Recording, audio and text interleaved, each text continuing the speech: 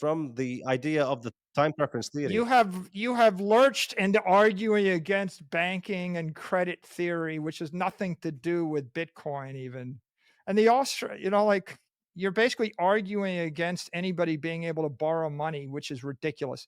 If a 22-year-old wants to borrow money to buy a car so that they can drive it from point A to point B, your position is what? You have to take yourself public and sell equity in the car company because I don't wanna give you a loan? No, I consumer mean, like, goods could. I think you're getting very idealistic here. If a 65-year-old, they wanna retire and get paid 5% guaranteed on sound money and live happily ever after with no stress. They wanna give it to a bank, and the bank is gonna wanna loan it to the 22-year-old who wants to set up a business, and the 22-year-old doesn't wanna give equity. Like when I started my company when I was 24, I didn't want to give any equity to the people that gave me the capital. I wanted to borrow the money, pay the interest. And so the the world for thousands of years has operated with one group of people making loans and one group of people wanting to borrow money.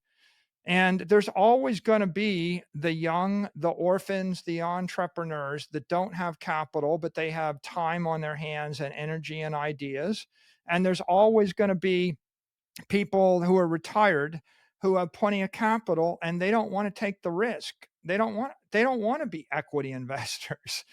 And so you're talking about time preference. It's a lot easier to have long time preference if I can retire, take no risk, and live off of my savings forever.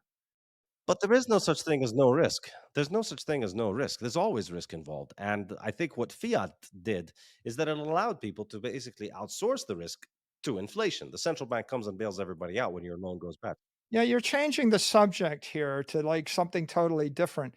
We're talking about No, because ultimately it goes down to the fact that Bitcoin supply is fixed. Because Bitcoin supply is fixed, there's no lender of last resort, and so lending is always inherently risky. But also, savings accumulate, so the size of people's cash balances go up. And so, what happens when something becomes much more abundant? If cash balances are 100x larger than what they are today, okay, let's come again. Just answer me this question.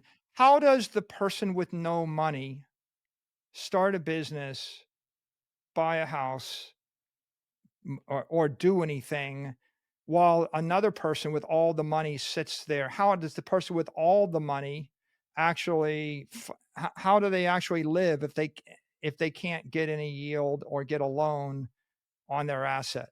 they spend some of their money. It's not rocket science. They have to sell their money.